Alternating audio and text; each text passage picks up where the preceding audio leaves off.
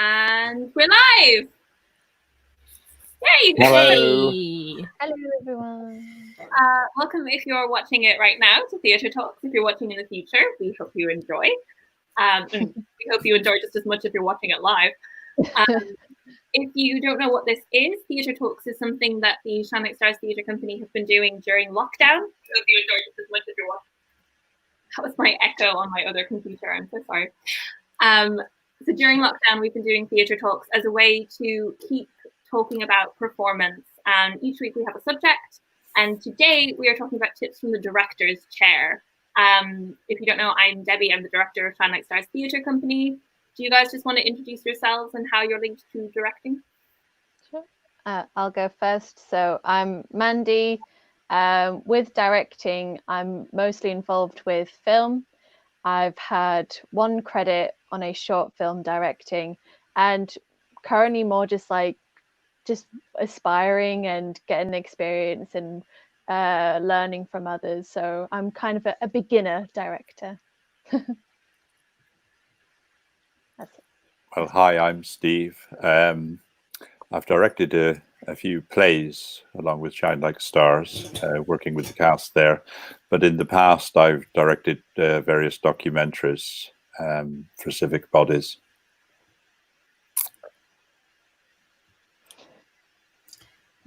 I'm Vicky. I am the Shine Like Stars assistant director, and that is, I think, all of my directing experience has just been done with Shine Like Stars. Yeah. Cool. Okay, so that's where we are at. We've got some questions sent into us, and we've got some questions that we're going to kick off with. You can feel free to ask us questions in the chat as well, which we will be keeping an eye on. So if you see me hovering over the computer like this, I'm probably just responding to something on the computer. I'm not trying to strangle my computer as much as I sometimes would like to. So a really good thing that I think would be just good to kick off with is the question, what first entices you to a project as a director? Does anybody want to kickstart us off with that? I'd be thinking in terms of whether it's... sorry, you want to go? No, you go first. Okay. Of whether it's a good story. The story comes first, and whether you think you can interpret that correctly, tell it well. And particularly for me, it's always about whether you can get the best out of the actors, whether the story and your direction of it will lend itself to the actors involved, and whether it'll take them to another level, perhaps helping them to grow. That's what I'm looking for mainly. So I would say like the characters, like, and the potential of the characters is what entices me to a project. So for instance, recently I'm involved in a web series that's in pre-production and has been put on hold because of the lockdown. And a few weeks ago, the producer asked if I'd be interested in directing it. However, at the time I wasn't comfortable because I felt like I wasn't the right person to lead the story. Whereas now, a few weeks later, we've had a read-through over Skype with the entire cast. And just since hearing the voices attached to the characters, and also meeting the actors, meeting the crew, and knowing how everyone is just like so up for it, it actually gave me such a strong vision. And then I've recently been in contact with her again and actually asked to co-direct it. So it's like simple as like, when I can understand the characters and I feel like I can help them, and I feel like I can support them so that they can have the full potential on screen, that's what entices me to a project. Yeah. Very good. Thank you. I have to, I really like the projects that we do when they're a bit more challenging. I guess because we're kind of sometimes a directing team, I guess, with Debbie and myself, and we'll sometimes sit down and we'll have this scene and we're just like, okay, how are we going to stage this? What are we going to do? And we'll stand in the room before the rehearsal starts with everything kind of laid out, and we're both just kind of like glaring at the stage like, well, how are we going to do this? And I really like the going from we're not sure how to do this to building it up. So I really like when the projects that we do a little bit more, I mean, I hate them quite often as being backstage manager and having to move all the props and everything. As a director, I love it because it just adds this extra element of like problem solving in, which I really like. And then you get your cast in as well, and then they do their own little tweaks to things, which is always fantastic just to see it grow and become from this, what do we do, to this really, lovely finished product. Yeah. I'm quite similar. I think it has to be a good story in order to actually hook my interest, but I'm very much then of the mentality of if it's enough to get my interest, let's just do it and we'll figure out how to do it later. Kind of as a few things. It's gotta be, there's gotta be something in the story that will really kind of pull me into it and make me want to work on it. So a lot of work goes into doing a project like that. And that kind of leads into what first drew you to directing. It's an interesting medium, considering all the roles out there. I'll have to say you, Debbie, in that I would never have done directing if you hadn't like said that I should. It was like, I always remember when my first play as officially assistant director was Pirates of the Caribbean, and you rang me up like a week or something before we started. I don't remember exactly. It was pretty close, and you were like, "So Vicky, I've been offered this thing with this ballet company. Was it English Youth Ballet? I don't remember. Regional youth. Regional Youth Ballet. And you're like, it would mean that I'm not going to be there for some of the Saturdays. How do you feel about leading the group and directing?" And I was just like, this is my first thing. Why? But the idiot that I am, I said, sure. I'll give it a go. And I did give you Steve as your assistant as well. yeah, I did have Steve. But yeah, it was kind of you being like, you can do this. You'll be fine. And I was just like, deer in headlights. But I did okay, and I'm still here. You were fine, yeah, you did it. And I think the testament to that, Vicky, is that I remember, I think there was only like 2 or 3 rehearsals that I was away for, and I remember at the end of those, you came to me and you said, "I think they all hate me," and then we got, I was like, "I'm sure they don't hate you, they really like you." And we got like a week or 2 further than that, and about 3 of them came up to me and were like, "Vicky is staying for the next project, isn't she?" And I was like, good, okay, good. And I was just like,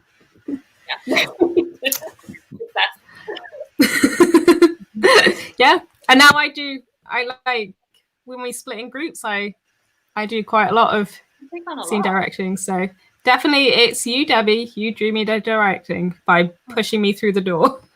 I'm glad you don't hate me for throwing. Steve, Mandy, what about you guys?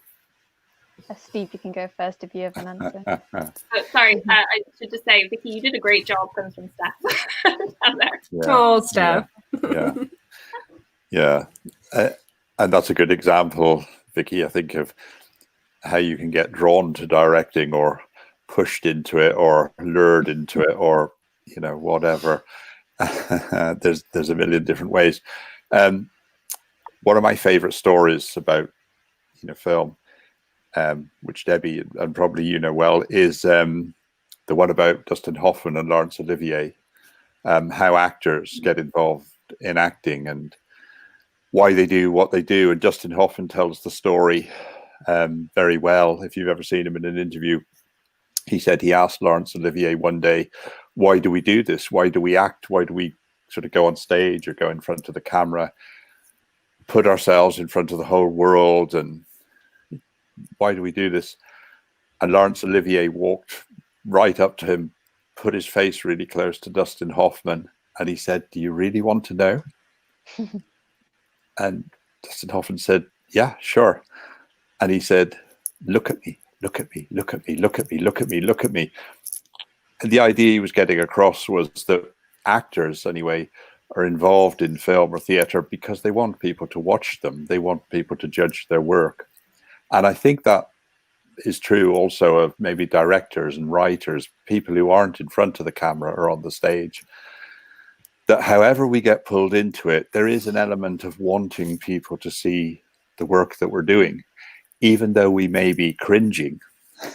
You know, and I'm sure we've all experienced that and thinking, oh, they're going to hate me. I'll never do this again. You know, never direct another play and so on. But there is that element of wanting to know whether we've done a good job putting the work out there. You know, what do people think of that?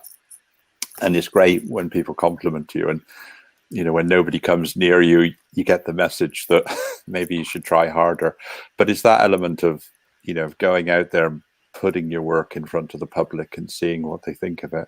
I think there might be, you know, always an element of that. But the actual mechanics, you know, how you get into it, it can happen a million different ways, I guess. Yeah. Somebody says, are you doing anything on Friday night?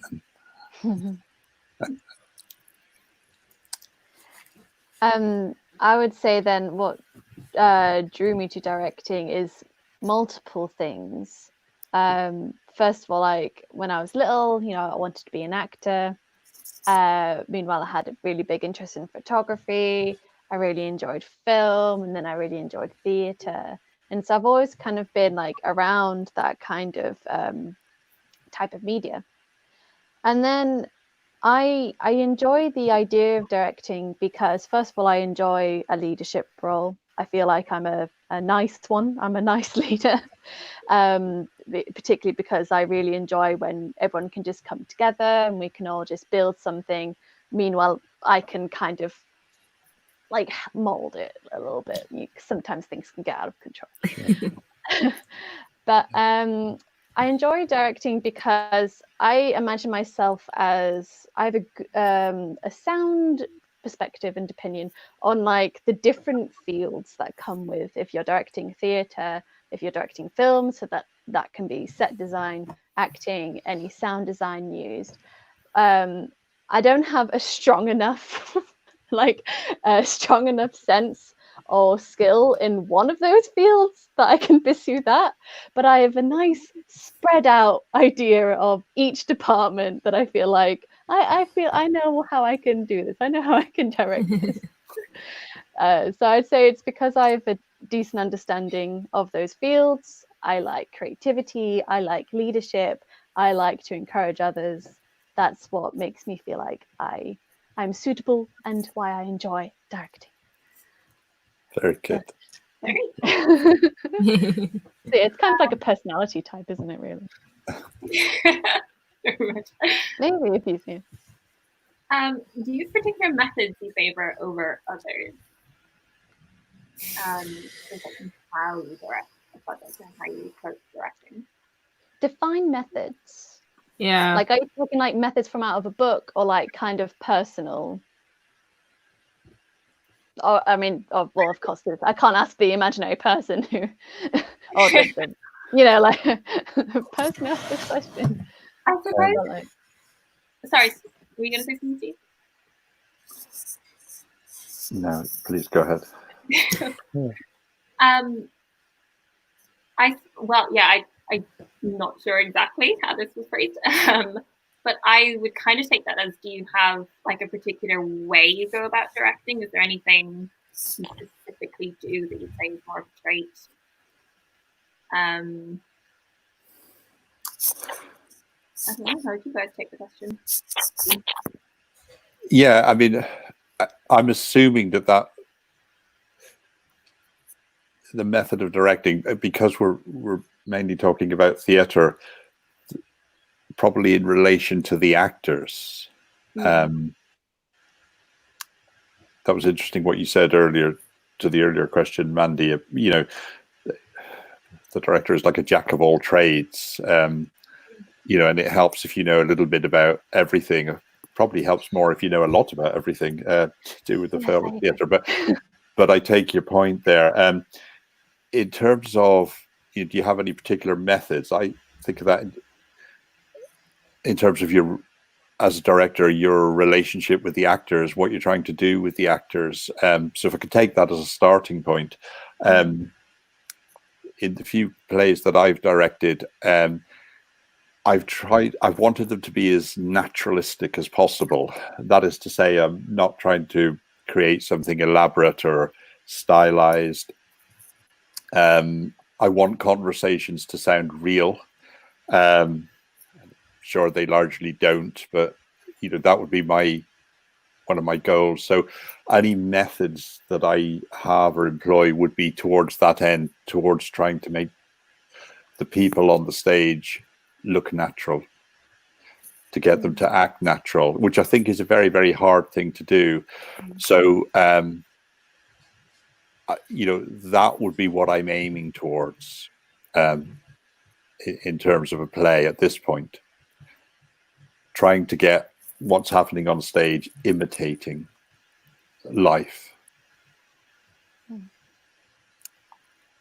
Yeah, I would agree with that. Like, it's really nice to try, excuse me, appear something that comes across as naturalistic, particularly like the audience. I mean, if it's a comedy play and it's meant to be highly dramatized and staged, fair enough. But if it's like something that's emotional, and you want the audience to really be captured by that moment, it's definitely good to achieve that level of naturalistic acting, because it makes it more effective then, doesn't it? And it means the audience are going to really feel for those characters, and then that's when they come up to the director and shake their hand, and then you get that recognition that you want to refer to your comment earlier, Steve. So definitely naturalism is nice to achieve. Yeah. And in pursuit of that, I wonder if I could put a question to the rest of you. What directors, either of stage or film, have inspired you, and what ones would you seek to emulate if you could? Yeah, I've spoken recently. Debbie, you go. I think most people have heard me gush about her quite a lot, but I love Greta Gerwig, who's I think become quite known to people more now because of Little Women, which came out at Christmas. And she's very much like what Steve was saying. She really knows how to make something natural, how to make something realistic. And I think you only have to go and watch something like Little Women or Frances Ha to see that. She knows exactly how to make conversation sound real. She knows exactly how to make a scene just look like it's being improvised. When it's not, she's carefully plotted absolutely everything down to the last moment. She's a huge inspiration. I can only watch something of hers and feel like she's giving me a hug. It's that kind of feeling. But I love directors who are quite clever with their work. He was not a very nice person, but I have huge respect for Alfred Hitchcock. His films were incredible, and he had such good ways of getting stuff across to his actors. He was often very upfront with them, but he knew how to get the scene he wanted. There's a story about when he did Rear Window, which was if you've never seen it, it all takes place in an apartment with a photographer who's broken his leg and he's spying on his neighbors. And then he thinks he witnesses a murder. That's the general gist of it. But the particular scene, they were filming from the actual apartment, and they were filming an apartment across from them in this courtyard. And it was a couple who was fighting, and they're trying to get this mattress off a balcony, and it's all going crazy. And it's a little kind of comedic moment in the whole thriller. And it wasn't working. And so Hitchcock had them wearing earpieces in the apartment. The actors wearing earpieces. And he told one of them to take the earpiece out and take a break. And he said to the other one, okay, look, I know what's going wrong. You need to pull the mattress through the door. That's what you need to do. Just focus on that. Okay, go get some water and tell the other guy to, put the earpiece in. And he said to him, okay, look, I know what's going wrong. You need to take the mattress through the window. Okay, that's what you need to do. Okay, just do that and it'll be fine. And then when he called action, they were genuinely squabbling over where to take this. And it was hilarious, and they're falling over each other. And it was the scene he wanted. And he couldn't get it without kind of realizing, I know how to get this. I can literally make them have an argument. I mean, his methods weren't always, brilliant, but he knew how to get what he wanted and make it perfect. Yeah, that's two. I'll throw it back over to you guys before I keep going. Well, I'll go, seeing as I haven't spoken in a while. I don't know. So I have to say the director that I definitely love is Edgar Wright, who did Shaun of the Dead, Hot Fuzz, those films. Also did Scott Pilgrim versus the World and Baby Driver most recently. And Scott Pilgrim, I just absolutely love in the way that he incorporated like all the kind of comic book bits. So because he was adapting it from comic books, he made some of the scenes pretty much like look like they almost had the box around them and it was in a comic book. And things like all the little like nerdy kind of gestures in it, like getting the coins that come out when he defeats somebody, or the one up near the end. Just completely I love it. It's just, yeah. And then Baby Driver, he very much, it's all linked with the music. So if you don't know it, it's about a boy who has a guy, he's in like his 20s, has tinnitus, so he's got ringing in his ears, and he always listens to music. He's always got his headphones in to counteract the tinnitus, and has learned to read lips, so he doesn't need to hear. He can always have the headphones in, and he's a getaway driver for these bad guys. And all of the actors was sent the script with an attachment that had all the music for each scene. So when they were reading the script, the music played as they were reading it, because everything was kind of, the music was kind of the basis of creating the scenes. And there's like one where the gunfire is shot to the beat of the song, and it's all like planned down specifically like that. And like, I don't know how much he completely planned everything, but I know that for all the song sequences, he had everything planned down to like the millisecond. And it works really well. And I really gelled with that because a lot of my ideas come from music, and I see a lot of my scenes with music in the background when I'm writing.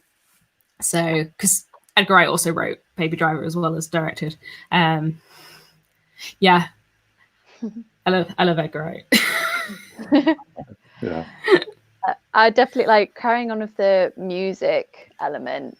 So when I did my short film that I directed, me and the associate producer / production designer, we worked together on the all of it, the development of it. And music was a huge part for us to be able to envision things. And, you know, I would play the specific playlist like in the studio, because it was all filmed in a studio, you know, just so that everyone knew the mood that, you know, that like what we're about to do, you know, they could feel that, you know, we wanted them to feel suspense, some enigma.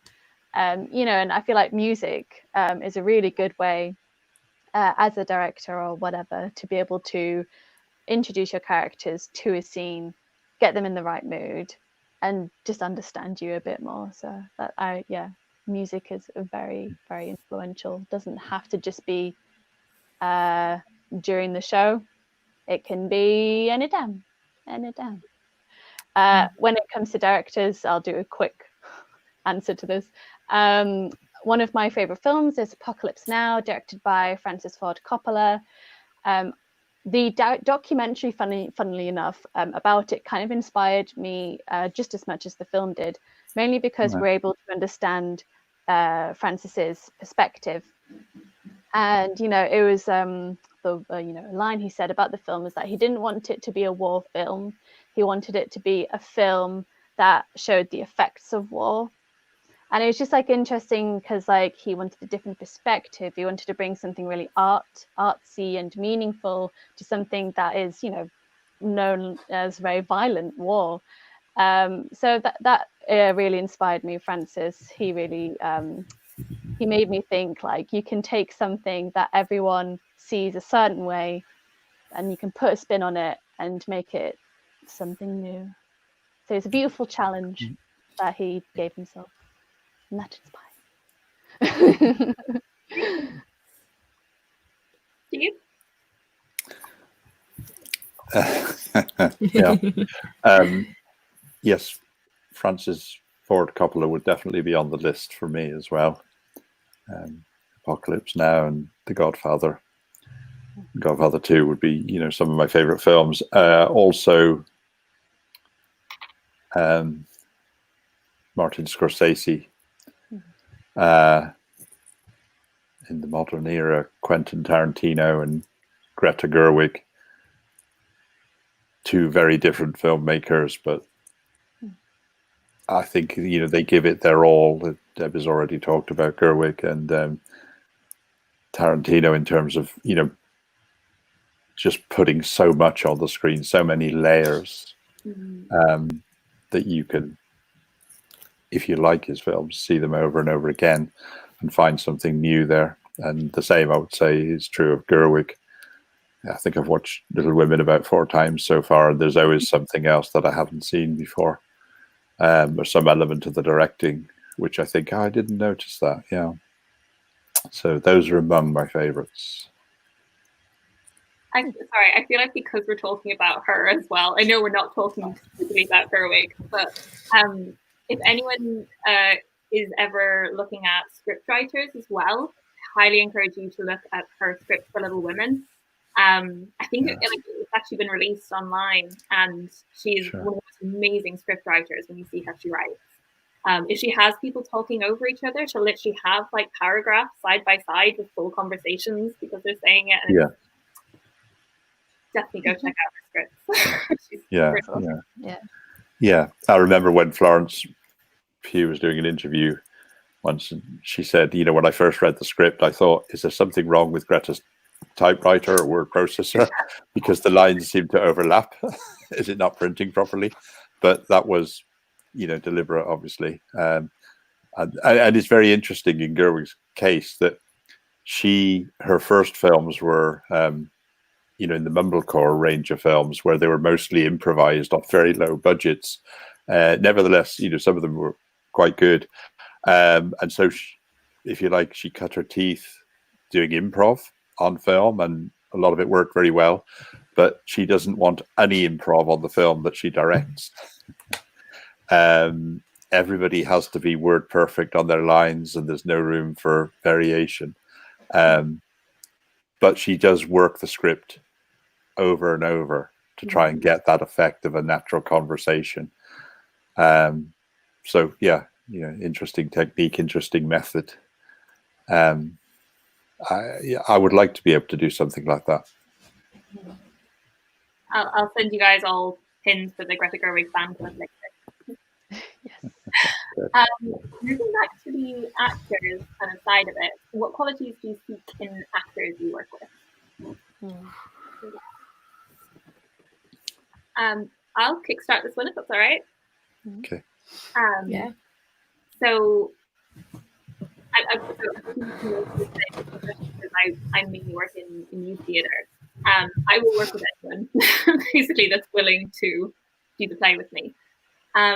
What I mainly want from actors that I work with, though, is kind of 2 things. I want to see that they are really interested.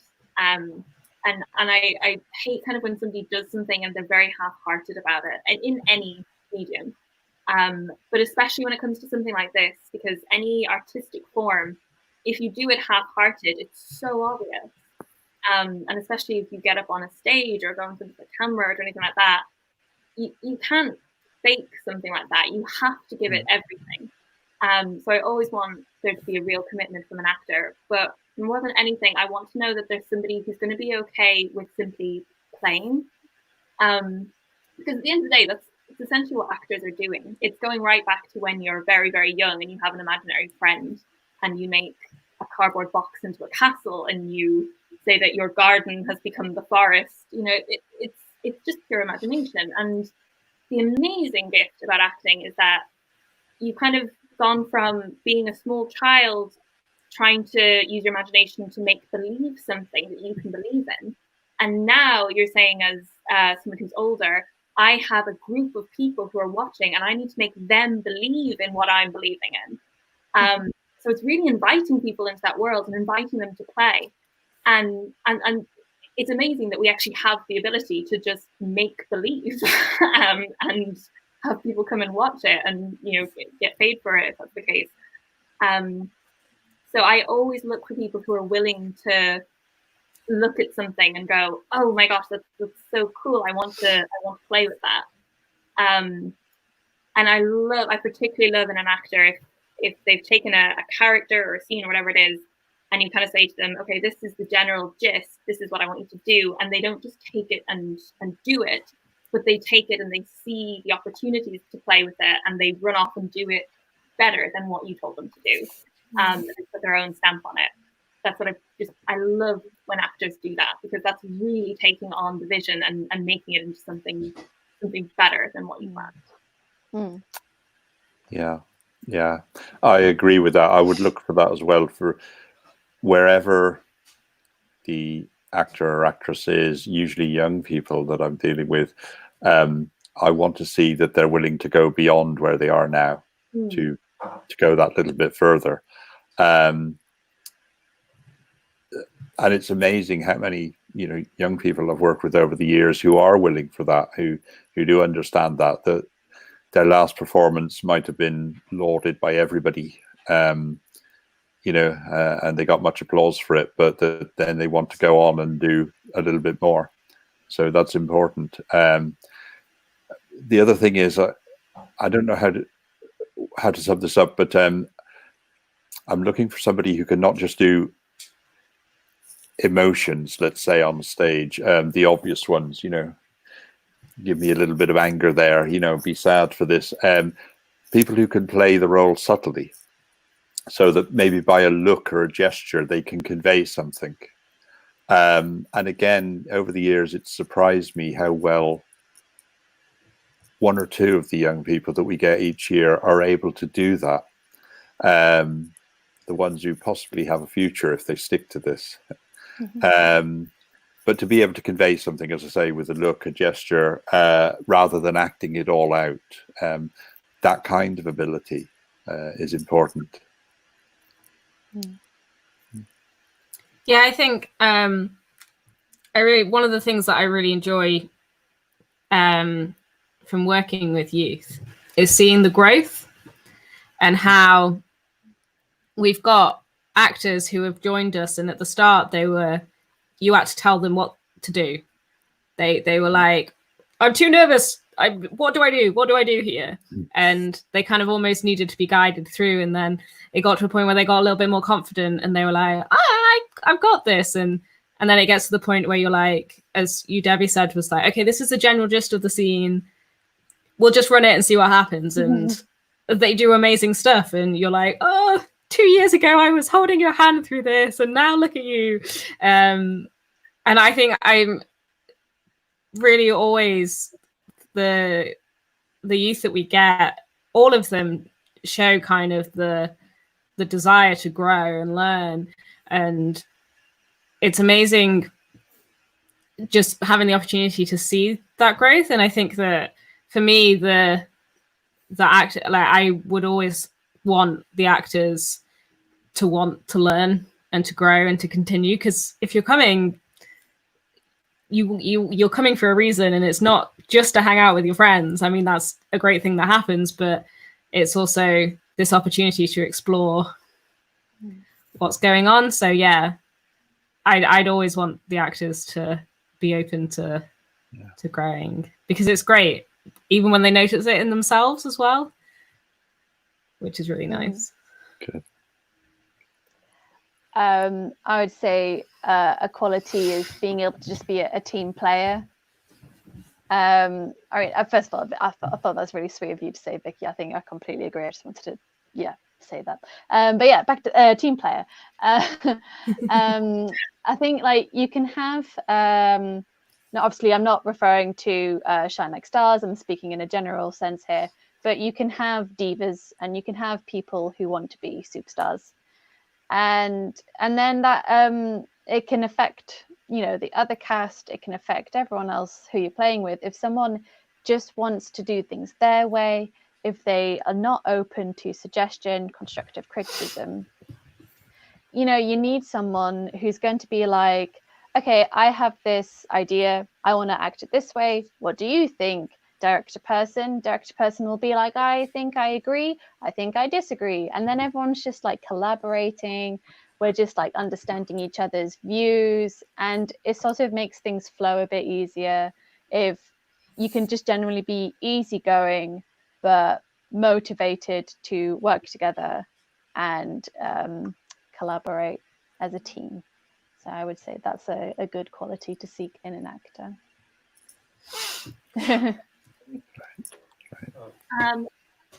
Johnny has asked a question I have for each of you directors. What do you think constitutes a story worth telling, perhaps with your film particularly in mind?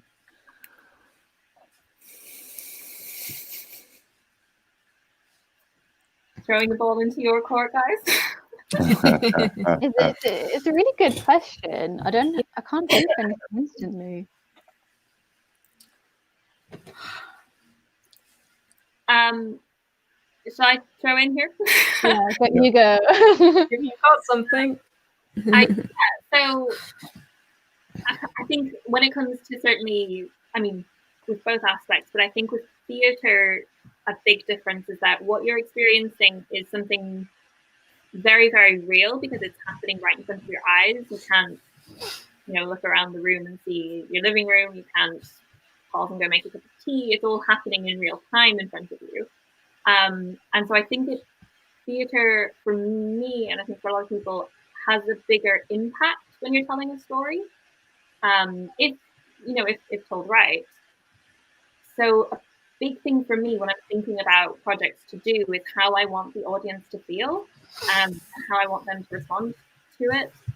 I remember years ago, back when I was in my first year or second year of directing, and I went to see a youth play that was being done by some friends of mine, and it was really depressing.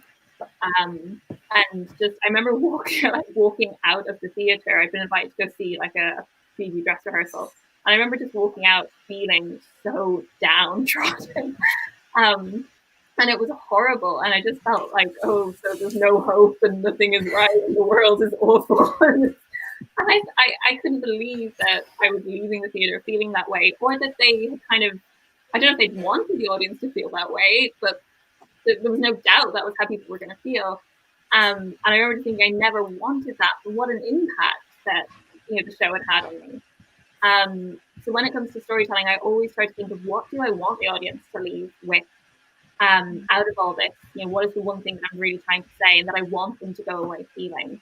And actually, for me, most of the time, that's hope. I want them to always feel hopeful when they've walked out of it, and if possible, to feel empowered or to feel stronger about something or feel more passionate about something, depending on what kind of story you're telling. That's I know it's kind of half the question, but yeah, kind of what I look for when I'm thinking of a good story to tell. It's very happy what the audience will walk away with. I'd say just like a factor of what constitutes a story worth telling could be just how relevant the story is, and whether has this story been told already too many times, or could this story be told in a different way, kind of thing.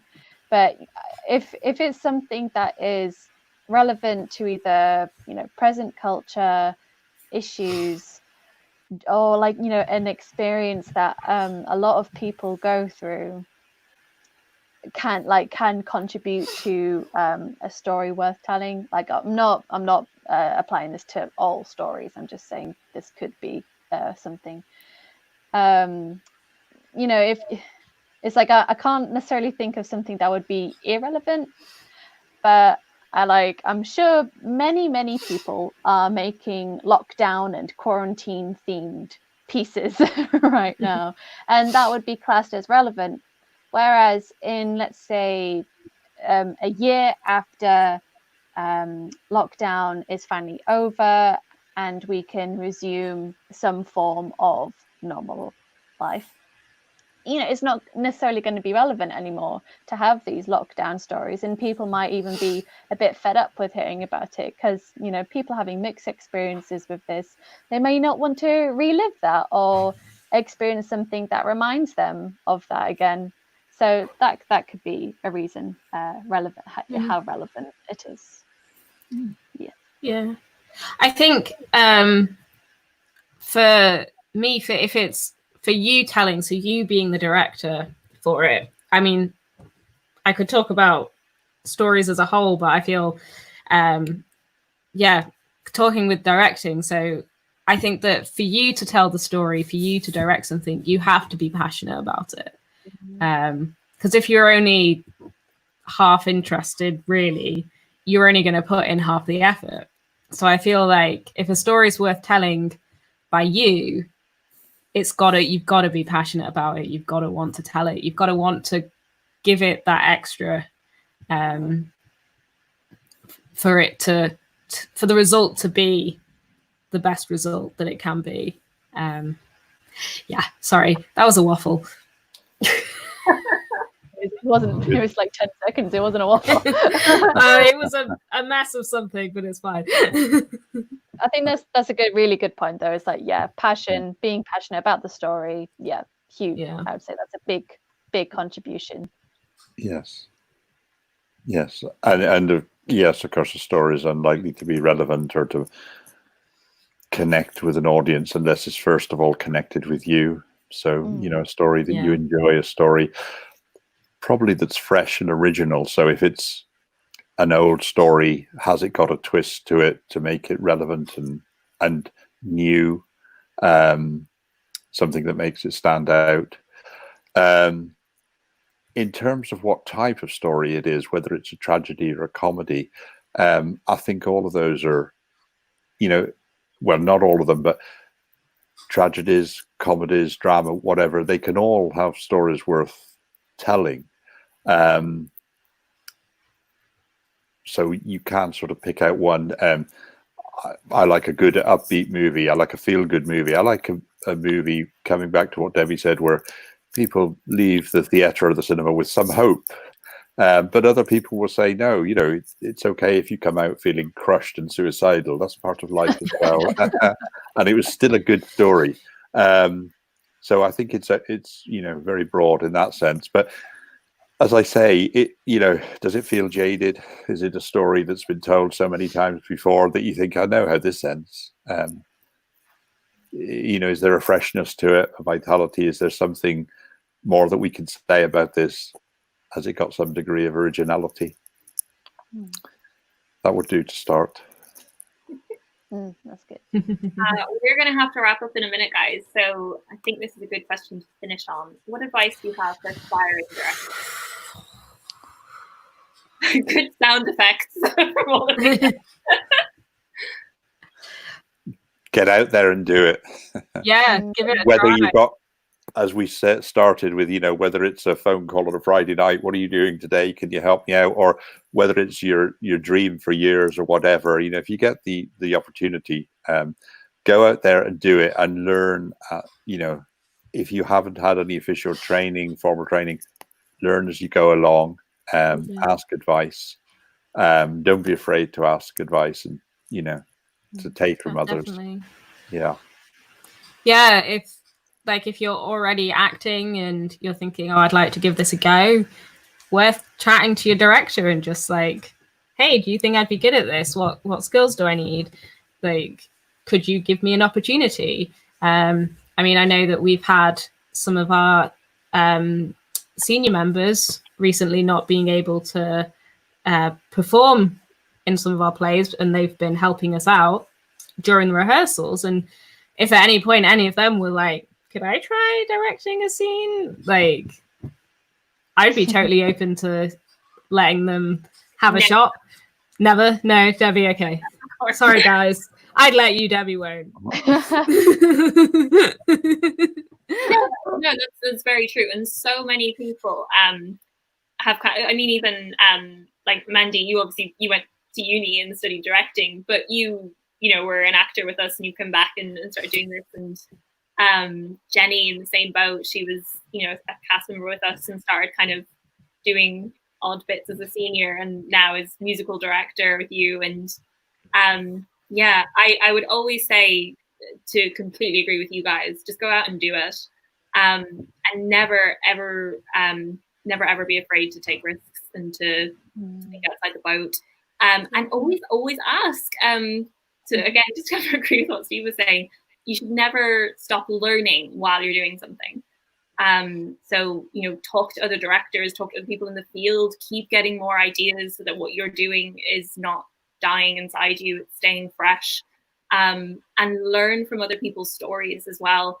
I know it sounds so strange, but I hate when people ever ask the question, like, essentially this question, what advice do you have? Because people tend to kind of go like, oh, well, I did this. My favorite question to ask anybody is, how did you get to be where you are? Because I think you can learn so much from people's stories, from how they started and from what they did and from their mistakes and from their successes. So garner stories from everybody, because they will help, whether for, you know, stuff that you know not to do in the future or stuff that you want to do. Talk to people. Yeah, and I'd add to that, like we spoke about earlier, our favorite directors. Find interviews with your favorite directors. Look at a film that you really like. Try and work out what it is maybe that you like about it. Look up an interview with that director. Listen to the director commentary on the DVD if you've got it. Quite a lot of them have it. I mean, some can be incredibly boring. I have had that experience, but some of them have also been really interesting. You know, I've been like, oh, I wouldn't have thought of doing something that way, when they talk about their process in the scenes. So go to the sources. Yeah, definitely. I would say it can be really difficult. So say if you wanted to shadow a director or you generally be involved in the crew, it could be a bit intimidating seeing someone who is already experienced do a good job, and you're like, oh no, I don't think I could be like that. Maybe this isn't for me after all. It's really good if you just keep going with confidence, you know, because at the end of the day, if you want to be a director, other people have to believe in you. They have to respect and trust your director decisions. Not saying like you should eventually become a bossy director and you only make the decisions, you know, but it's good to keep confidence, and whilst researching and looking up other director interviews, which again I totally back up, that's a really good thing to do.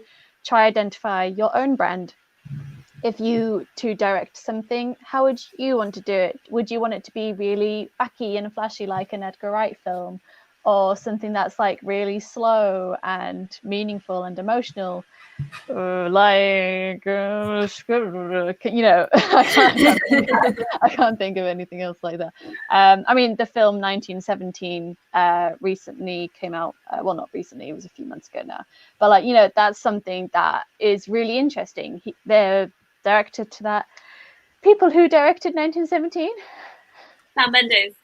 Thank you. Yes, it is. You know, that was such a visual film.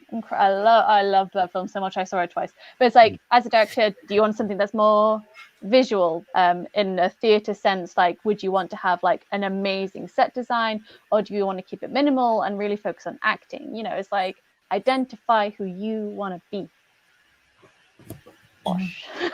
Yeah, that's great. Amazing. Okay, we're gonna have to stop it there, guys. Okay. But I should say before we finish as well, we have some big announcements coming at Shine Like Stars over the next week. So I know we're keeping like a little bit quiet on the home front at the moment, but there will be stuff being emailed out if you're on our email list, and it will also be on social media. So keep an eye over the next week for all the new cool things that are coming. Thank you guys so much for doing this. And we'll be back very soon with more interesting theatre things. And if you guys have any more questions on directing or on performance-based stuff, remember, do always message us. We love talking about anything performance related. So thank you guys so much for watching, and thanks guys for joining me. And we'll see you next time. Thank you. Bye. Brilliant.